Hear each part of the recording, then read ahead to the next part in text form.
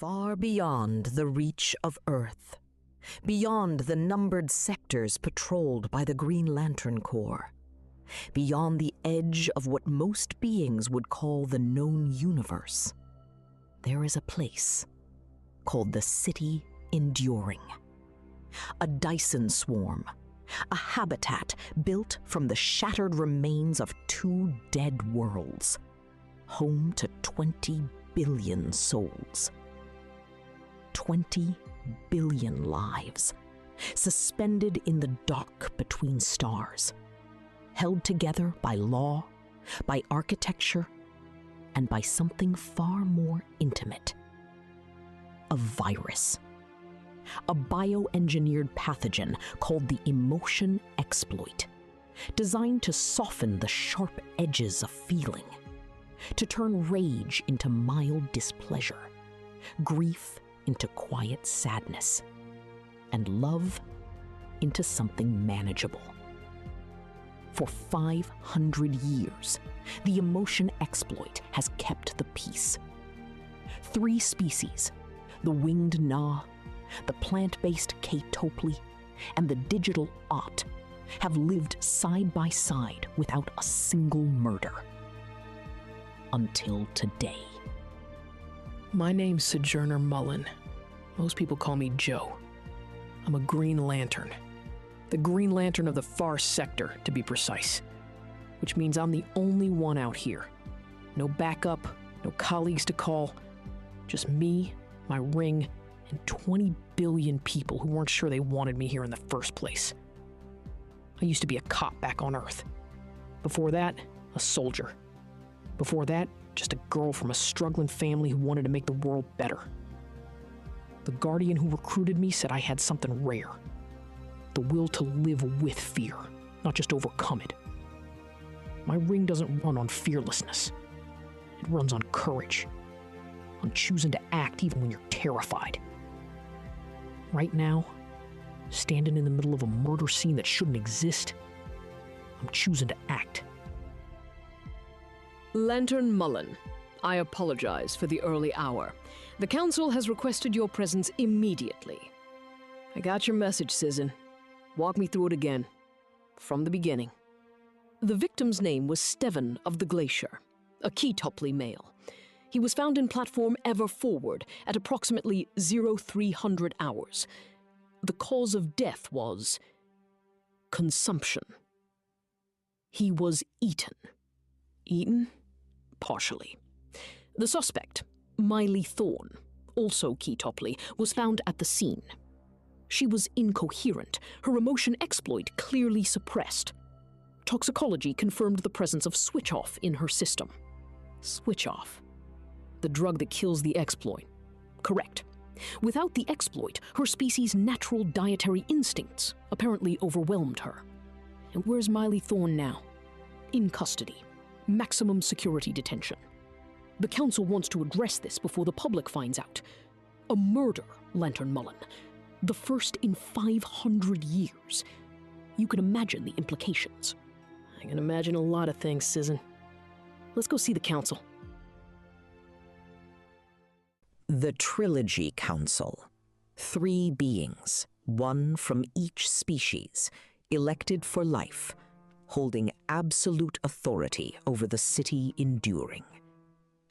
Marth of the Sea, the Na Counselor, tall, winged, with the practiced ease of a man who has never doubted his own importance. Averup, the K-Topli Counselor, ancient, deliberate, his voice carrying the weight of centuries. And Blaze of Glory, the At Counselor, a being of pure light and data, projecting a physical form from a network of emitters, her voice carrying the faint harmonic resonance of digital processing. Oh, Lantern Mullen. Welcome. This is a dark day for our city. Counselor Marth. I've reviewed the autopsy. The victim wasn't just killed. He was eaten. A barbaric act, typical of biologicals when their emotions are unchecked. This is why the exploit is necessary. With respect, Counselor, the Odd voted against the exploit when it was first proposed. Times change. Perspectives evolve. The data is clear. The exploit works. I am not so certain, Lantern Mullen. I have been reviewing Maylee Thorne's case personally. She was a strict vegetarian, a committed one. The idea that she simply lost control and consumed another being, it does not sit well with me. Averup, the toxicology is conclusive. Toxicology tells us she had switch-off in her system. It does not tell us why, or how, or who gave it to her. I want to speak to Mayleen Thorne directly. Of course, Sizen will escort you. But Joe, please be careful. The city is on edge. People are frightened. We need this resolved quickly and quietly. I'll resolve it, Counselor. But I do it my way. The detention center in Platform Ever Forward is a sterile place. Clean lines, soft lighting, the hum of containment fields. Joe and Sizen walk the corridor toward Mealy Thorne's cell. Joe's ring glows faintly green. She keeps it charged, always, even here where the power draw is slow. Her ring is different from other Green Lantern's rings. It recharges slowly, over time, like a battery that fills drop by drop. She has to be careful, strategic. She can't throw constructs around carelessly. Every pulse of green light is a choice. That is strange. The cell door is showing as unlocked. Stand back. She's dead. How? When? The security logs show no one entered. Someone hacked the logs. She kneels, examining the body. This is recent. Minutes old. Whoever did this was here when we were walking down the corridor. She stands, her voice hardening. Oz, you there? Always, Lantern. What do you need? I need you to pull every data packet that touched the detention center's security grid in the last 2 hours. Someone accessed those systems. I want to know who. On it. Lantern, I'm seeing something interesting. There are residual energy signatures in the network. @signatures. Someone phased through the digital layer to access the physical security controls. An @. Someone with access to the city network. That could be millions of people. It could be. But not many of them would have a reason to silence Myle Thorne. Someone is cleaning up loose ends. Which means there's something bigger here than one murder. Sisman, I need to see the council again. Duel. The council will want this contained. I don't work for the council. I work for the people of this city. All 20 billion of them. Let's go. The news of Steven's murder and rumors of Maylee's death in custody spread through the city, enduring like fire through dry grass. The emotion exploit dampens the response, but it cannot eliminate it entirely. In Platform Forget Not, the largest public square in the city, people are gathering. Hundreds, then thousands, then hundreds of thousands. Switch-off users who want to feel again. Citizens who are tired of living in emotional gray. And on the other side, counter-protesters who fear what happens when the exploit is gone, who remember, in the deep genetic memory of their species, the wars that destroyed their homeworlds. We are not asking for the right to be reckless. We are asking for the right to be alive. to feel joy and grief and love and anger as they were meant to be felt.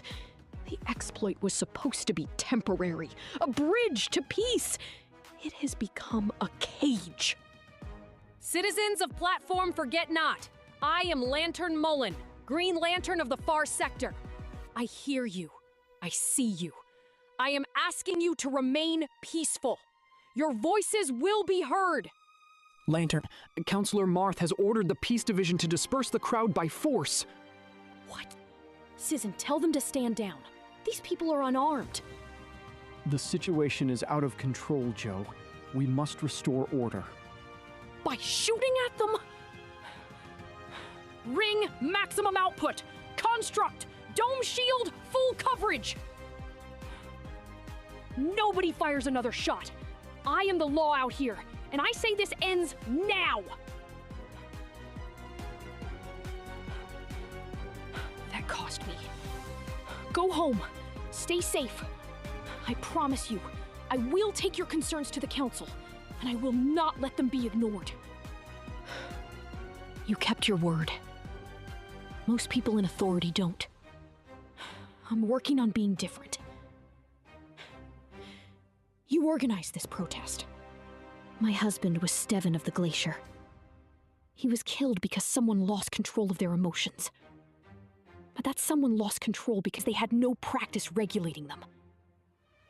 The exploit doesn't teach us to be better. It just turns us off. I'm sorry for your loss. What do you want me to do? Find the truth. All of it. Not just who pulled the trigger. Who loaded the gun. Joan returns to her quarters in the City Enduring, a small, functional space that she has slowly, reluctantly begun to call home. She sits with Canhaz, her AT assistant, who projects herself as a small humanoid figure of shifting light. Between them, a holographic display shows the tangled web of the investigation. Steven's murder, Mile's death, the protest, the switch-off epidemic. Joe stares at it and thinks about Earth, about the choices that brought her here. Canhaz, tell me about the FeelsNet. The FeelsNet? It's an underground network, Lantern. Illegal content exchange. Mostly memes, emotional art, things that the exploit suppresses the ability to create.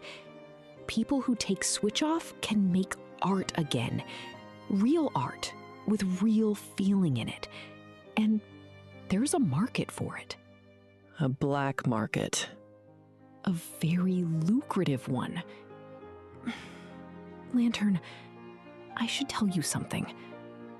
When times were difficult for the AT, before we had stable access to the city's energy grid, many of us mined cryptocurrency to survive.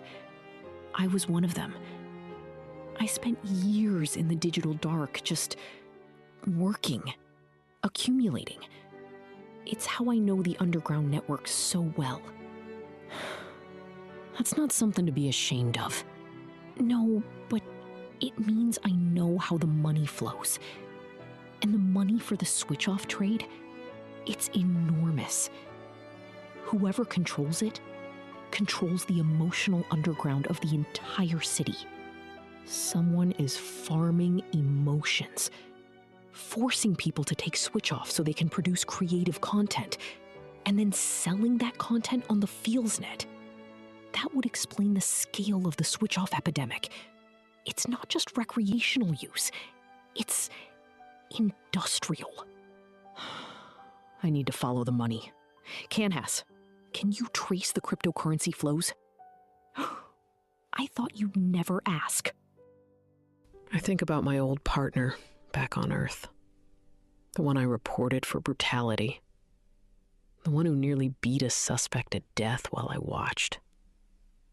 I reported him because it was right. I lost my job for it.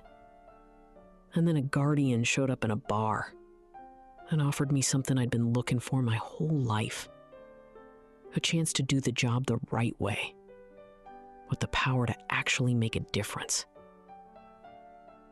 I wonder sometimes if the Guardian knew what they were sending me into. A city of 20 billion people, a corrupt council, a drug epidemic, and a murder mystery that goes all the way to the top. I wonder if they thought I could handle it. Then I remember, my ring doesn't run on certainty. It runs on the will to keep going even when you're not sure. And I've got plenty of that. The cryptocurrency trail leads to a series of shell companies, each one a ghost, registered, dissolved, re-registered under a new name. But Canhaz is patient and thorough, and eventually the trail leads to a single source, a facility in Platform Solid Ground, registered as a wholesale distribution warehouse. Marth sends Joe a tip, a location, no explanation. Joe goes alone, against Sizen's advice, her ring at half power after the protest. Inside the warehouse, hundreds of beings, Na, Ketopli, and Ott, sit in rows, connected to machines. Collars around their necks prevent them from leaving. Tubes deliver switch-off directly into their bloodstreams. Their eyes are open, and in them is something Joe hasn't seen much of in the city enduring. Raw, unfiltered emotion, terror, grief, and in some of them, a terrible, burning creativity. Their minds producing art and music and stories that are being harvested in real time by the machines they're connected to. This is a factory.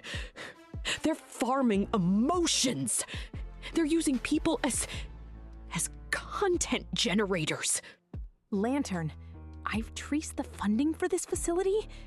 It leads back to Counselor Marth of the Sea. Marth, son of a... She stops herself. Louder to the captive workers. Can anyone hear me? I'm here to help. I'm going to get you out. They'll come back. They always come back. You can't stop them. They're too powerful. Watch me. Get me back up. Now. Already calling Sizen. But Lantern, I'm also detecting something else. The ownership records for this facility, they trace back to a private holding company.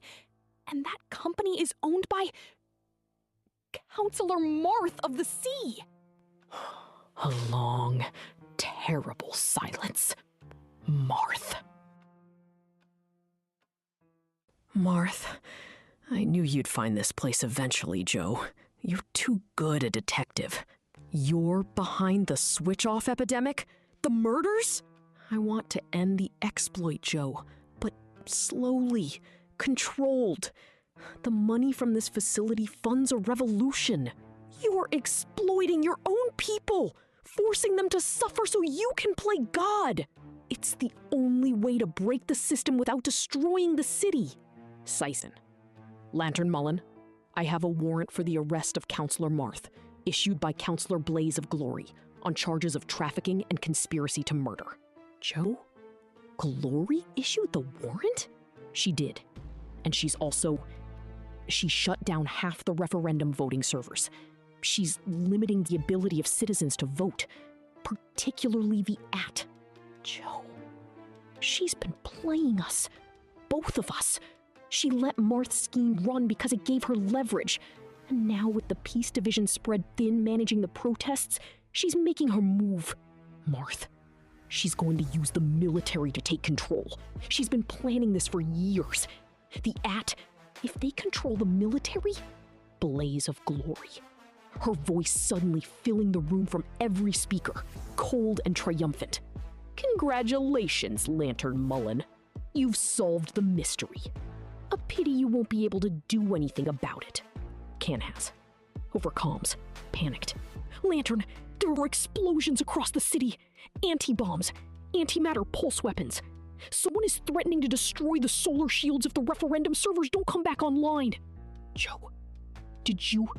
Marth, I hired the remnants of the Cloud Cryptocracy as a contingency, in case Glory made her move. I didn't want to use them, but here we are. Mercenaries. Ancient alien mercenaries. Of course. Canhas, I need you in the city network. Find Glory's command nodes and cut them off. Sizzin, get the Peace Division to protect the screen generators. Marth, you're under arrest, but I need your help first. Can you call off the Cryptocracy? Yes. But Joe, the referendum servers. If Glory shuts them down permanently, I'll handle Glory. You handle your mercenaries. Let's move. The city enduring is in chaos. Explosions rock the outer platforms.